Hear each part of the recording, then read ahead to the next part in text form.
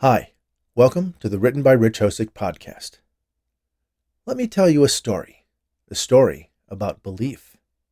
Belief, they say, requires faith, an unfailing certainty that what you think is true actually is. But just because your faith makes something true for you, does that make it so for everyone else?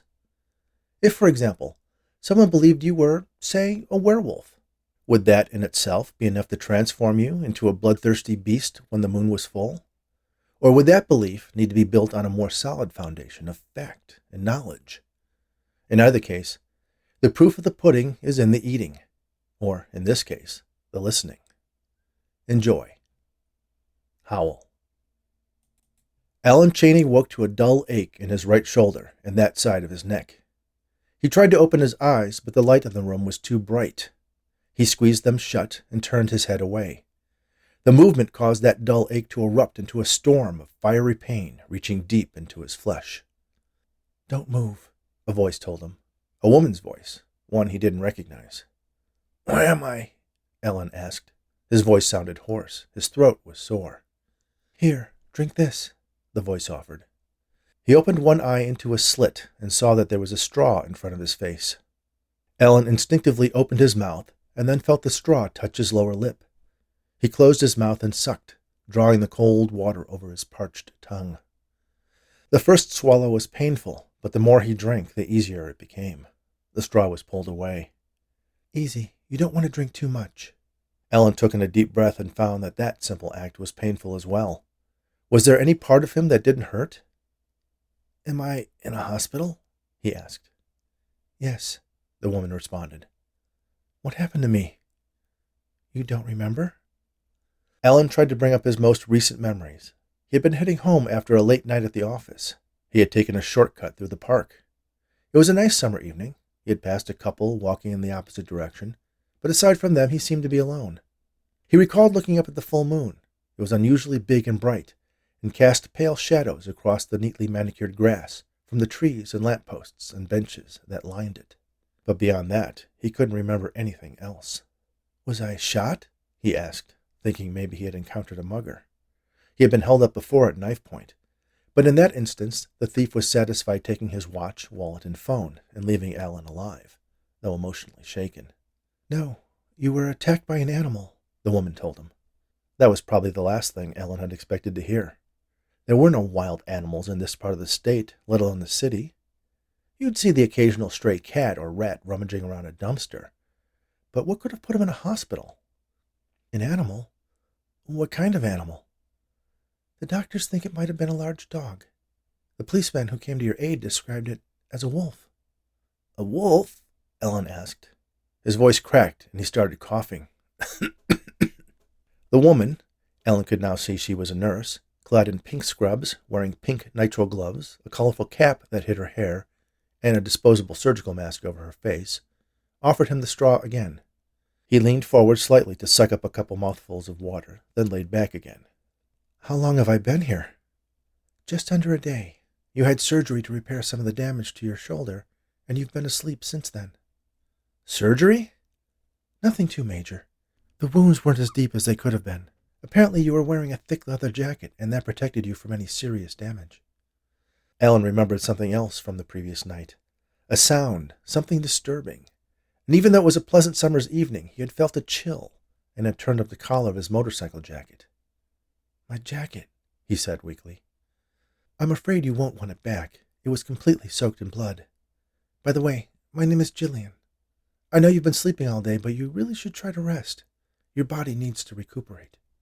Alan looked to the nurse. Her name was printed on a tag attached to her scrubs. He looked around. Apparently his injuries had earned him a private room. His was the only bed. He had been in the hospital a few times before. Once was when he had passed a kidney stone. That pain had been intense, like someone slowly pushing an ice pick into his back and twisting it. Another time he had been dehydrated and had passed out on an unusually hot fall day running through the very same park he had been attacked in the previous night.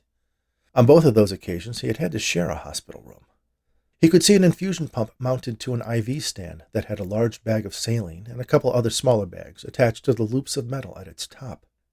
Alan looked over at the whiteboard where he expected to see his name, vital stats, meds, and information about his doctor. but it was blank. Then he noticed something else. At the foot of his bed, his ankles were bound in padded restraints. He tried to sit up, but something was holding him to the bed. He tried to raise his hand and pull down the blanket to see what it was, but he couldn't move his arms. They, too, were fastened to the rails of the bed with leather straps. "Relax, Mr. Cheney," Jillian said in a soothing voice. Alan was instantly anything but relaxed as he suddenly felt an intense panic and the rush of adrenaline that accompanied it. "Why am I tied down?" he asked. "What's going on?" "This is for your own safety," the nurse told him. "Safety? What are you talking about?" Jillian sighed, then tried to smile reassuringly. "There is a small chance that you may have gotten an infection," she said. "An infection? What kind of infection would—" Ellen instantly assembled all the information he had been given in the last few minutes into one terrifying conclusion. "Do I have rabies?" he asked. The nurse placed a comforting hand on his uninjured shoulder. No, it's not rabies. You were given the vaccine and a dose of HRIG, but purely as a precaution. Besides, you wouldn't be exhibiting symptoms this soon after a bite." Ellen breathed a sigh of relief. He knew there was no cure for rabies once you had symptoms, so it was reassuring to know that he had been treated. But if it wasn't rabies, he looked over at the nurse. "Then why am I tied down?" "Oh, I did that," Jillian confessed. "What?" "I need to keep an eye on you, so I managed to get you transferred to the psych ward. You know, the doctors never read the forms you ask them to sign at the end of a shift when they want to get out of here. And the transportation guys don't ask questions. They just follow the instructions the computer spits out." "Why do you need to keep an eye on me?" Ellen asked, suddenly fearful. "Because the infection you might have has no cure. And if you do start exhibiting symptoms, I don't want you to hurt anyone." Ellen was confused. "Is that why you're wearing a mask and gloves?" "No, not at all," Jillian told him. "I'm wearing these so in case you are not infected, you won't be able to describe my face, and so I don't leave any fingerprints. By the way, my name's not really Jillian," she added in a whisper. "And I do hope I'm wrong. I really do." "Wrong about what? What do you think I have?" "Lycanthropy," she pronounced carefully. "What?" Jillian took a deep breath and squeezed his shoulder gently and compassionately. "I believe you may have been attacked by a werewolf," she said. Ellen looked into Jillian's eyes. She didn't look crazy. "A werewolf?" he asked. She nodded. Ellen started to laugh, but his laughter quickly turned into a cough. Jillian offered him the ice water once more, and he sucked at the straw, then cleared his throat. He smiled at her. "Did Jerry put you up to this? Is this some kind of a joke?" He looked around the room and spied the private bathroom in one corner. "You can come out now, Jerry. You got me. You got me good." No one emerged from the bathroom. Ellen looked up into the consoling eyes of the nurse. "You're crazy. You're like one of those angels of death." "No, I'm not like them. I don't go around killing otherwise healthy people. I would never do that. I took an oath," she assured him. "That doesn't mean you're not crazy," Ellen replied. "No, I guess it doesn't. You're just going to have to trust me," Jillian said. "If it turns out you're not infected and you don't transform into a wolf tonight, then I'll make sure you're returned to the recovery unit so you can live a long, healthy life. Though you might have to give up any dreams you might have had of being a major league pitcher." Ellen tried not to laugh again. She didn't seem crazy, but there was a seriousness to her demeanor and the way she spoke that he didn't find reassuring. "That's good news," he said. "That means you'll be letting me go in the morning, because there is no such thing as werewolves." Jillian shook her head. "That's what I want you to think," she said. "The fact is, there has been a rash of killings over the last few months. People disappearing, body parts being found, corpses that have been eaten, all around the full moon." Ellen couldn't take her seriously. "Listen, I know crime in this city has been on the rise, and I'm sure if you look at every day of the month, there are people who are killed or go missing. If there really were people who were being eaten, we certainly would have seen it on the news." The nurse shook her head. "I've seen the bodies. It's true," she said. "Look, I work with numbers and statistics every day. I see facts bent and twisted to support all types of conclusions, many times completely contradictory ones from the very same data. Werewolves cannot be responsible for whatever pattern you think you're seeing because they don't exist. They're a fiction dreamed up by Hollywood." Jillian looked at Alan, her eyes focused and unblinking, staring at him over the paper mask. "Werewolves are real," she said, with more sincerity than Alan had ever heard from anyone about anything ever before. It gave him chills. "My sister was killed by one. She had her throat torn out, flesh ripped from her face, her chest, her abdomen. The creature had eaten her heart and her liver. I was the one who found the body. I could see in her eyes the terror she had experienced, the horror she had witnessed. Don't tell me werewolves don't exist, Mr. Cheney, because I know they do." Alan swallowed painfully, the soreness he had felt earlier returning as his mouth dried out. He felt urine flowing as his bladder released its load, but he didn't sense any warm wetness on his leg. Instead, he heard it start to fill a bag attached to the catheter that had been inserted into his urinary tract. Jillian looked down at the bag. "Good color, no blood," she said out of habit, as if he was any other patient, not someone she had strapped down in a quiet corner of the psych ward. "Help!" he shouted. "Someone, please help me!" "Oh, Alan, you seem like a smart man. You know that won't accomplish anything. Half of the patients here are paranoid, and these rooms are quite soundproof." Alan stopped his shouting and looked into the eyes of the strange nurse once again, trying to discern just how crazy she might be. "You're really going to let me go if I'm not a werewolf?" he asked. The word felt odd on his tongue. "I promise," Jillian said, nodding reassuringly. "Okay." Alan looked out the narrow window next to the bathroom. It was dark outside. He turned his gaze to the nurse. "Well, it's already dark and I'm still human," he said triumphantly, with a smile. He took in deep breaths of relief. "I'm human." "The moon hasn't risen yet," Jillian replied. She checked her watch. "But we'll know in a few minutes." "Well," Alan said confidently, "I'm sure if I haven't exhibited any symptoms by now, I must be okay." "Perhaps," Jillian conceded. "Do you feel itchy at all?"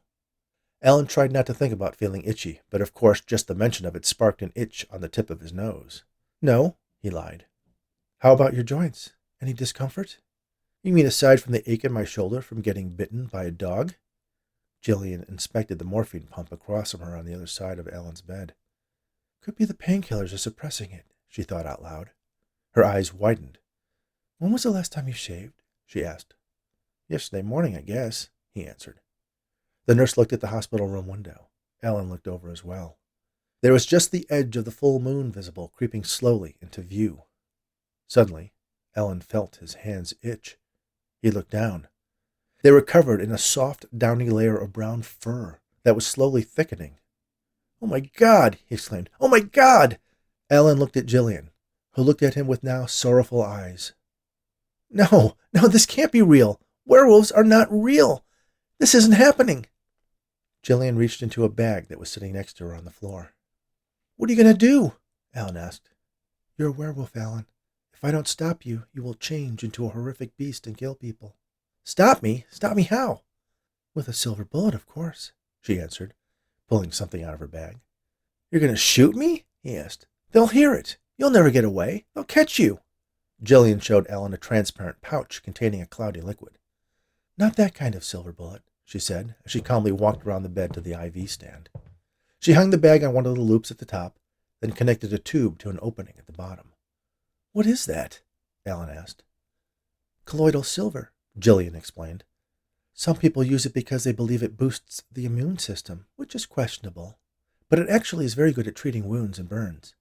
Fun fact, if you take too much of it, you actually turn silver. In your case, though, I'm afraid it will kill you." "Don't," he begged. "You don't have to do this." "Yes, I do," she said, and released the clamp that allowed the fluid to mix with a saline line and flow into his veins. The transformation was progressing faster now. The fur covering his skin was now a thick coat, mostly brown, with white patches on his ears and around the muzzle that now protruded from his face. His bones started to change, reconfiguring themselves into the skeleton of a predator. His teeth thickened and became longer and sharper. His hands and feet transformed into paws, ending in talon-like claws. The werewolf howled. Then, its frantic struggle just stopped. It lay still. The heart rate monitor that had been reporting Alan Cheney's vital statistics let out a steady tone. Jillian switched it off. She looked at the body strapped to the bed and let out a tear. He hadn't fully transformed, and she could see what remained of his humanity in his eyes. Those frightened eyes, set in the face of a horrifying beast. Surely when they discovered his body, they would take the anonymous tips she had made to the police more seriously. There was a werewolf on the loose. Likely more than one. Jillian scratched at her arm. There wasn't much time. She grabbed her bag and stuffed the pouch with the remainder of the colloidal silver into it. She scanned the room for anything else she might have left that could identify her and opened the door to peer into the hallway. It was empty. She started walking briskly past the elevators to the stairwell, bounding down the steps 2 at a time, nearly stumbling as she felt her bones begin to bend and twist. She had learned she could postpone the transfiguration, but not completely stop it. At the bottom of the stairs was a doorway that led outside to the summer night. She tossed the bag into a nearby dumpster and ran. With each step, her body changed. Dark gray fur covered her skin. The shoes she wore split as her feet grew larger, and razor-sharp claws sliced through the fabric and laces. The shredded sneakers fell away, discarded among the detritus in the alley. The scrubs were also torn into shreds as her body changed and grew. Her face burned in agony as her mouth transformed into a snout. New, enticing scents filled her animal nose, and instinct took over. By the time she reached the end of the alley, she was fully a wolf. The woman no longer had control over her actions, but she remembered everything as if she was watching a horrifying movie play out in front of her. She could remember the previous night when she had attacked Alan in the park, her attempt to administer a killing blow thwarted by the thick leather of his jacket. She could remember the night she had killed her sister. The wolf turned to face the moon, lifted its head, and howled into the night. A girl screamed. The creature turned and saw a pair of humans across the street from her, the female clutching her mate in a panic. He tried to turn, to run away, but the girl's frantic actions caused them both to fall. The beast snarled and sprang toward the pair, eyes wide and mouth open.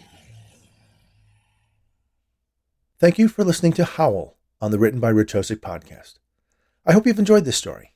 If you haven't done so already, please subscribe to my weekly audio stories on your favorite podcast app, or download them on Audible, and give me a like or 5 stars and a quick review, and most importantly, share my weekly tales with your friends or anyone who enjoys audiobooks. Speaking of audiobooks, if you're a fan of the paranormal, I am currently presenting the audio version of my novel Near Death, A Rainy Day Investigation, that I co-wrote with my television writing partner Arnold Rudnick and our collaborator parapsychologist Lloyd Auerbach on this very podcast. New chapters are posted weekly. And if you're looking for other original story podcasts, check out As Read by Me at, not surprisingly, asreadbyme.com. They have an eclectic mix of fiction, poetry, and essays that are sure to keep you entertained, all read by the authors. You can find out more about me at richhosek.com, follow me on Twitter at richhosek, on Facebook at Written by Rich Hosek, and don't forget to check out my books on Amazon and follow me there to make sure you get notified of my new releases. Thanks again, and all the very best.